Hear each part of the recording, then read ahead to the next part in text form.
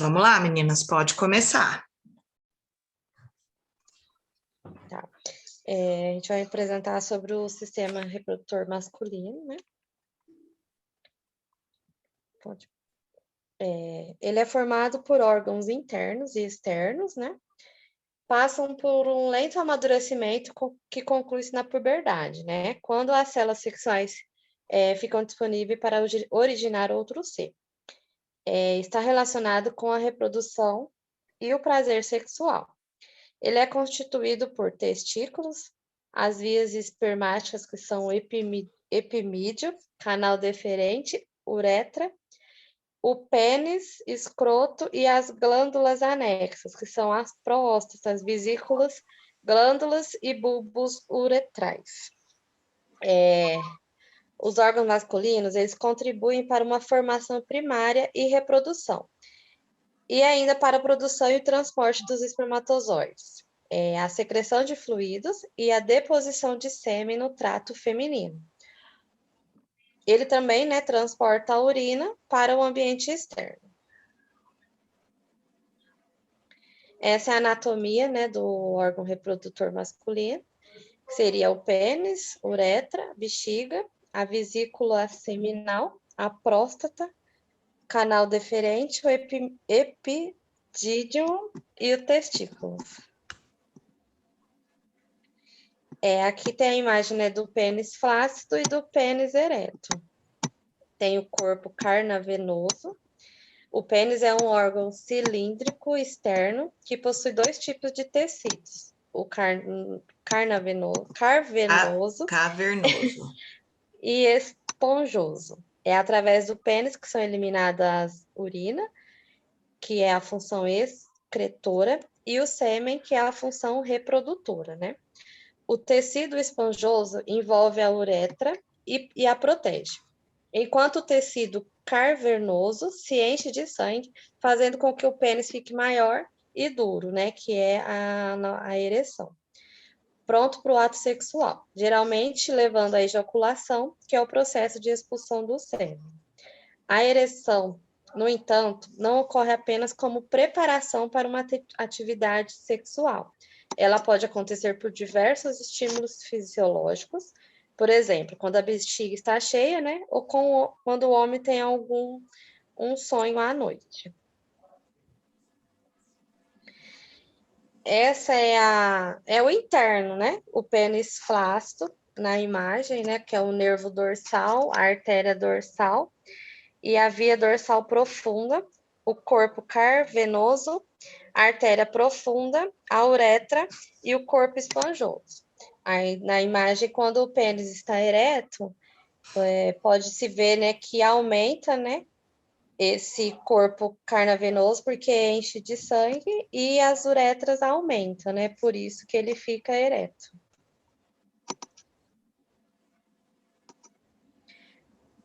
O pênis possui um formato cilíndrico, né? O tamanho varia quando ele está ereto. Divide em 3 partes, que são a base, que é a raiz, o corpo e a glande. A base, né, e a raiz é a porção inserida do interior do corpo. O corpo é a maior porção do pênis, corresponde ao prolongamento do órgão. Perdão.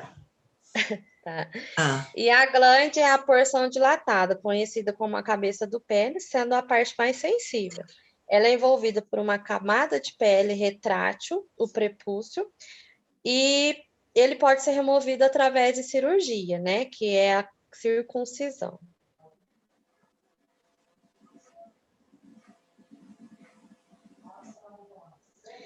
Agora eu vou falar o que é cada coisa, né? O testículo. São 2 glândulas de forma oval, estão situados na bolsa escrotal. Na estrutura de cada testículo encontram-se tubos finos e enovelados, chamados tubos seminíferos. Nos testículos que são produzidos espermatozoides, as células reprodutoras masculinas. Durante o processo é chamado de espermatogênese. O processo de formação de espermatozoide é denominado a espermatogênese. O principal hormônio é a testosterona, responsável pelo aparecimento das características sexuais secundárias masculinas, como os pelos, a modificação da voz e etc. Aí tem a figura também, né? Mostrando. E o que são os epidídimos? São canais alongados que enrolam e recobrem posteriormente a superfície de cada testículo. É o local onde os espermatozoides ficam armazenados, né? Como na foto, ele é logo acima, né, dos testículos. O canal deferente é um tubo fino, ele passa pelas virilhas, né, como se fossem umas pregas, a íngua. Através dos canais inguinais, segue trajetória para a cavidade abdominal, circundada à base da bexiga e alarga-se formando uma ampola. Atravessa a próstata, né, e que sai o líquido prostático. É um conjunto do espermatozoide do líquido seminal e do líquido prostático, que seria o esperma ou o sêmen, né? Que é essa veinha vermelha aqui que passa na virilha. A vesícula seminal é formada por duas pequenas bolsas que está atrás da bexiga. A função é produzir o líquido seminal, essa secreção leitosa, né, que neutraliza a ação da urina e protege os espermatozoides, além de ajudar o movimento até a uretra. Que seria, ele neutraliza, né, a acidez da vagina quando a pessoa tem relação sexual. A uretra é um canal que nos homens serve de sistema urinário, né? Sistema reprodutor. Começa da bexiga, atravessa da próstata e o pênis, até a ponta da glande, onde há aquela abertura no qual são eliminados a urina e o sêmen. Aí eles nunca são eliminados ao mesmo tempo, né? Porque a musculatura da bexiga na entrada da uretra impede que isso ocorra. Então, é sempre eliminado como é que se fala? Não são eliminados juntos. Pode passar, Dani. Essa aqui é a próstata, né? Na foto tem a próstata normal e a próstata aumentada. O que seria a próstata? É uma glândula localizada sob a bexiga que produz o líquido prostático. É uma secreção clara que integra a composição do esperma. Esse líquido fornece os nutrientes necessários para o espermatozoide, que por sua vez são produzidos nos testículos e originam-se o sêmen. Aqui eu abreviei assim, né? As 5 principais doenças que acontecem nos testículos. Seria varicocele, que é o que causa, na maioria das vezes, a infertilidade do homem, né? Porque é uma dilatação anormal das veias ao redor dos testículos, como a gente vê na figura. As veias, né, elas ficam anormais. Então, isso acaba reduzindo os espermatozoides, que causa a infertilidade no homem. A orquite é o nome dado a qualquer processo inflamatório que tem nos testículos. Pode ser causado por diferentes agentes, normalmente causa por testicular. E a torção testicular, que é o estrangulamento do suprimento de sangue para os testículos. Em caso que for de emergência, né, tem que ser tratado rapidamente para não ocasionar atrofia testicular. E o câncer de testículo, né, que se for tratado precoce, pode ter jeito, né? Senão, normalmente apresenta um nódulo duro que causa uma dor muito grande nos testículos. Pode passar, Dani. Agora é a... IST, o que é? Consequências e tratamentos. As infecções sexualmente transmissíveis, que anteriormente eram conhecidas por DSTs, como gonorreia ou AIDS, podem surgir quando se tem relações sexuais sem camisinha, seja através do contato íntimo, vaginal, anal ou oral. Porém, as chances de contágio aumentam quando se tem vários parceiros no mesmo período de tempo. E essas doenças afetam igualmente homens e mulheres de todas as idades. Geralmente, essas infecções causam sintomas que afetam os órgãos genitais, como dor, vermelhidão, pequenas feridas, corrimento, inchaço, dificuldade para urinar ou dor durante o contato íntimo. E para identificar a doença correta, é necessário ir ao ginecologista ou urologista para fazer exames específicos.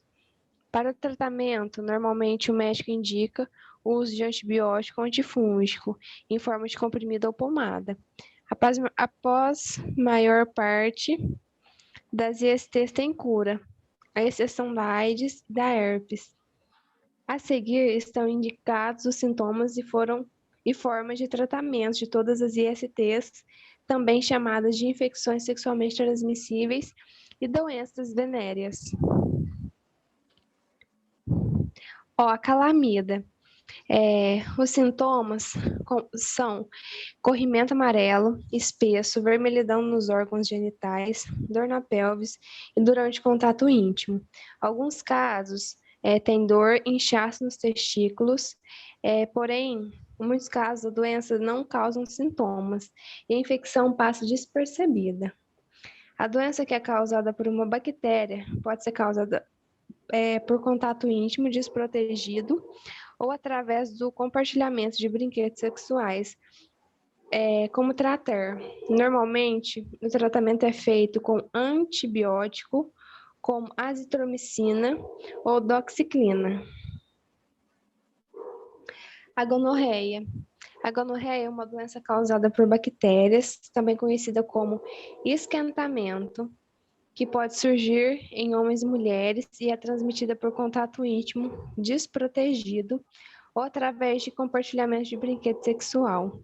A bactéria pode causar dor ao urinar, corrimento amarelo semelhante a pus, hemorragia vaginal fora da menstruação, dor abdominal, bolinhas vermelhas na boca ou durante o contato íntimo, por exemplo.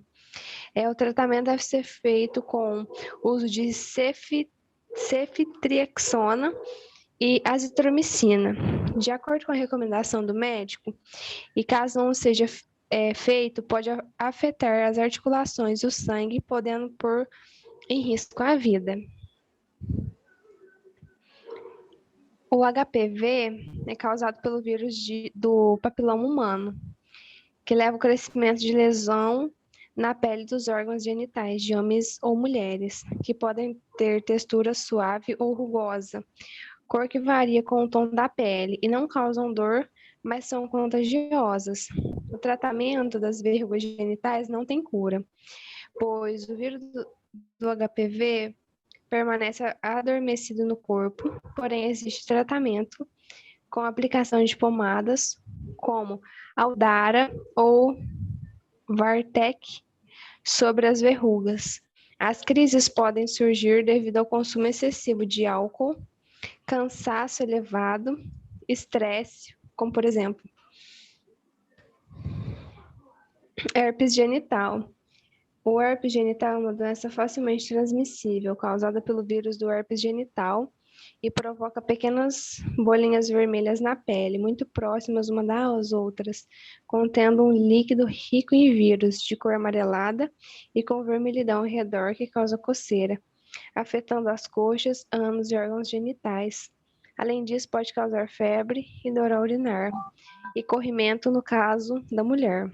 Como tratar? O tratamento deve ser feito com remédios, como aciclovir, valaciclovir ou fanciclovir, ajudando a diminuir o desconforto causado pelos sintomas, pois a infecção não tem cura e os sintomas podem demorar até 20 dias para desaparecer. Tricomoníase. A tricomoníase no homem afeta frequentemente a uretra. Os sintomas aparecem com menos frequência, porém os sintomas são desconforto e coceira na área do pênis, queimadura e dor durante a micção ou a ejacular, o aparecimento da secreção mucosa ou purulenta do pênis. A infecção é pouco comum. Mas também pode ser transmitida pelo compartilhamento de toalhas úmidas, banho ou uso de jacuzzi. O tratamento é feito com metronidazol ou tioconazol por 5 a 7 dias. Caso o tratamento não seja feito, há maiores chances de desenvolver outras infecções, ter um parto prematuro e desenvolver prostatite. A sífilis é uma doença infectocontagiosa sexualmente transmissível que provoca feridas e manchas vermelhas nas mãos e pés, que não sangram nem causam dor, além de poder provocar cegueira, paralisia e problemas cardíacos, sendo que a transmissão também se dá por transfusão de sangue contaminado e compartilhamento de seringas ou agulhas. E os primeiros sintomas surgem entre 3 a 12 semanas após o contágio. O tratamento é feito com remédio como penicilina G ou eritromicina, e quando feito corretamente, existem chances de cura. A AIDS provoca sintomas como febre, suores, dor de cabeça, sensibilidade à luz, dor de garganta, vômitos e diarreia. E a doença não tem cura, apenas tratamento para diminuir os sintomas e aumentar o tempo e qualidade de vida. O tratamento é feito com medicamentos de antirretrovirais, como zidovudina, lamivudina, por exemplo, que são fornecidas gratuitamente pelo SUS. Esses medicamentos combatem o vírus e fortalecem o sistema imune, mas não cura a doença. Como identificar se tem uma IST? O diagnóstico de uma doença sexualmente transmissível pode ser feito com base nos sintomas e na observação dos órgãos genitais, sendo confirmados através de exames para prevenir complicações. É importante que homens com vida sexual ativa consultem o urologista pelo menos uma vez ao ano. O médico pode indicar um exame de sangue para verificar a causa da doença, o tratamento mais adequado. Quando é preciso repetir os exames? Quando a mulher ou o homem pegaram uma doença sexualmente transmissível, o médico recomenda a realização de exames médicos pelo menos de 6 em 6 meses, por cerca de 2 anos, até que o resultado de 3 exames seguidos seja negativo. Durante a fase de tratamento, pode ser necessário ir no médico várias vezes por mês, para ajustar o tratamento e curar a doença caso seja possível. Formas de contágio da IST. Além de ser transmitidas por contato sexual desprotegido, podem ser transmitidas também de mãe para filho, através de sangue durante a gravidez, pela amamentação ou durante o parto. Compartilhamento de seringa, compartilhamento de objetos pessoais, como toalhas. Em outros casos, muito raros, o desenvolvimento da doença pode ocorrer através de transfusão de sangue. O que pode acontecer se o tratamento não for feito?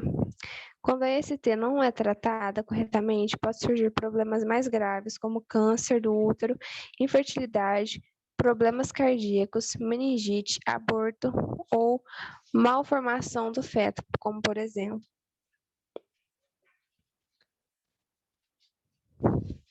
Andropausa. O que é andropausa? Também chamada de menopausa masculina, a andropausa é marcada pela diminuição nos níveis de testosterona e seus sinais podem ser aliviados com algumas mudanças na rotina. Homens entre 40 e 55 anos podem sentir mudanças de humor e perda da energia, da libido e da agilidade física. Se esse for o seu caso, pode ser que esteja passando pela andropausa. Quais são os sintomas da andropausa? Alterações na função sexual, isso pode incluir redução do desejo sexual, menos ereções espontâneas, como as durante o sono, e redução da fertilidade. O outro sinal pode ser a diminuição no tamanho dos testículos.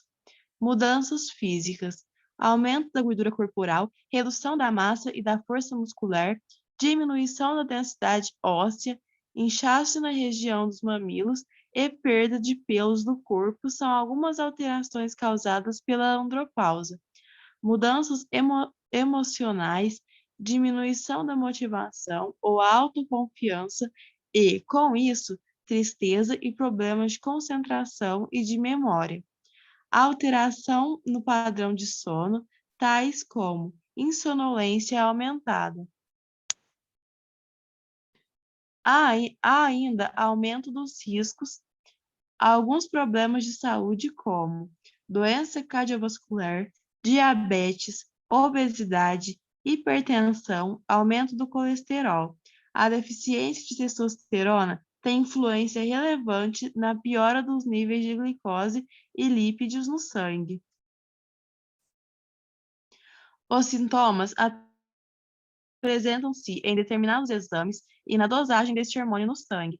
O urologista deve levar em consideração não apenas os níveis de testosterona no total, mas aqueles que estão efetivamente disponíveis na corrente sanguínea, que serão utilizados pelo organismo.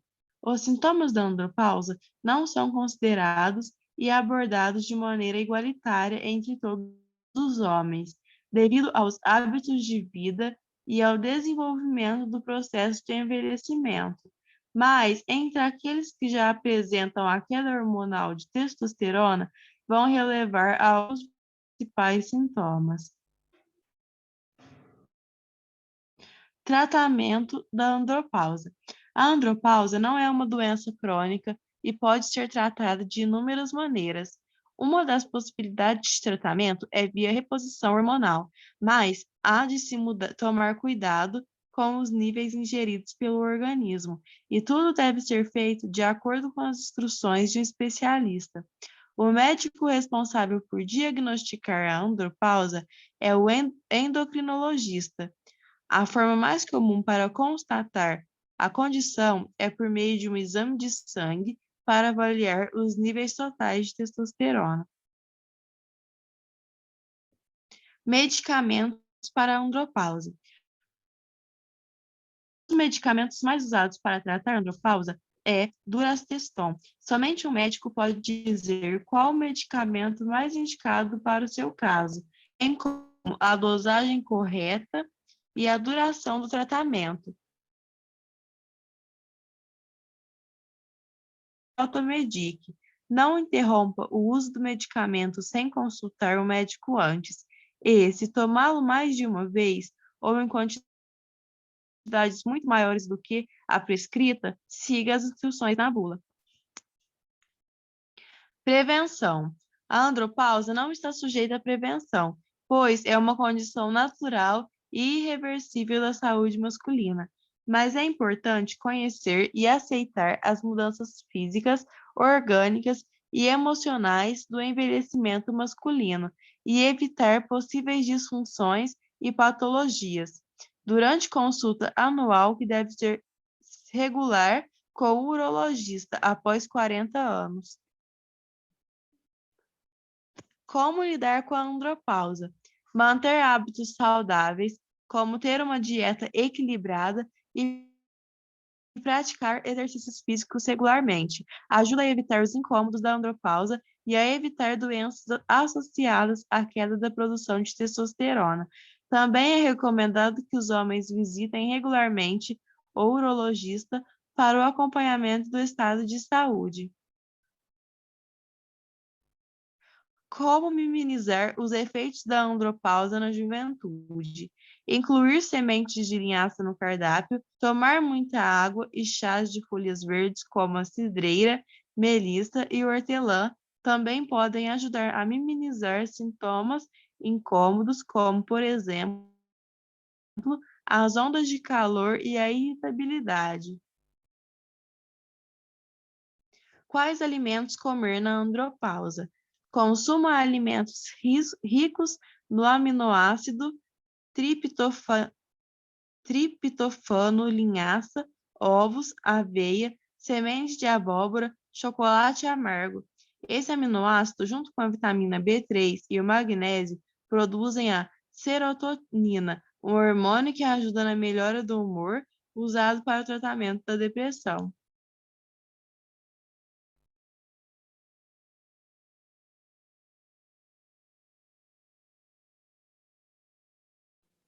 Agora eu vou falar um pouco sobre as anomalias. A criptorquídea é uma anomalia que acontece um testículo que não foi para o saco da pele abaixo do pênis antes do nascimento do bebê. O testículo não descido, chamado de criptorquídea, geralmente é comum em bebês prematuros. O testículo geralmente se move para a posição correta por conta própria dentro de alguns meses. Se isso não acontecer, ele pode ser realocado cirurgicamente. Tem também a ambiguidade genital. É uma das formadas de apresentação clínica dos distúrbios da diferenciação do sexo, DDS, antigamente conhecida como intersexo ou hermafroditismo. Estes são condições congênitas em que o desenvolvimento cromossômico gonadal ou do sexo anatômico é atípico. Nesse contexto, os DDS com cariótipo 46XY, que no caso é uma alteração nos cromossomos, são condições bastante desafiadoras, pois mesmo com uma gama de possíveis causas etiológicas, de 30% a 40% dos casos ainda não tem uma causa genética determinada. Aí no próximo slide tem algumas imagens, porque existem vários tipos dessa alteração no hormonal, né? O micropênis, que é uma condição rara na qual o menino nasce com um pênis com um comprimento inferior a 2,5 centímetros, desvio padrão, abaixo da média da idade ou do estágio de desenvolvimento sexual e afeta 1 a cada 200 meninos. Nesses casos, os testículos têm um tamanho considerado normal e o pênis também funciona normalmente, sendo que apenas é o seu tamanho que é diferente.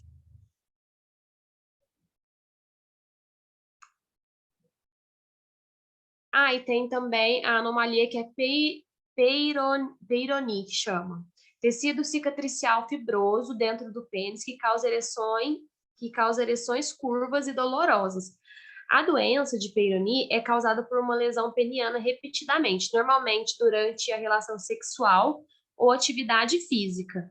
Os pênis variam de forma e tamanho, e ter uma ereção curva não é necessariamente um motivo de preocupação.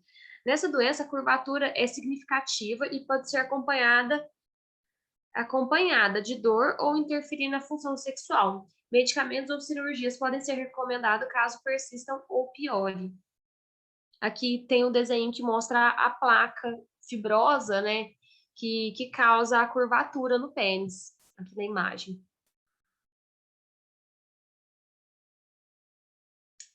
E também tem a fimose, que é muito conhecida, né, que é uma condição em que o prepúcio apertado não pode ser puxado para trás da cabeça do pênis.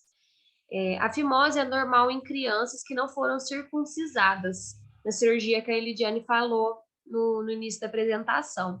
Costuma desaparecer ao longo do tempo com a retração regular e suave. A fimose pode aparecer um anel de borracha de pele ao redor da ponta do pênis, da cabeça. Caso se desenvolvam complicações como sangramento ou infecções em torno do prepúcio ou dor ao urinar, um urologista pediátrico deve fazer um exame. O tratamento pode incluir um creme, esteroide ou até mesmo a circuncisão, que é a remoção do prepúcio.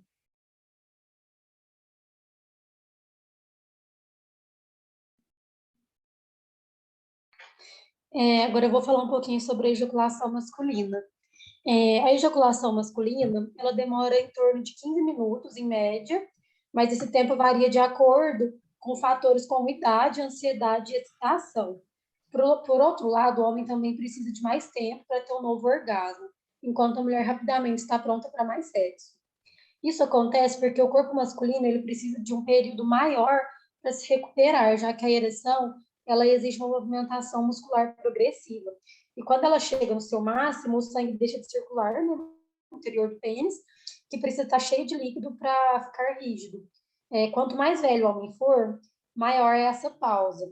E o indivíduo com idade entre 25 e 40 anos, ela demora cerca de 30 minutos.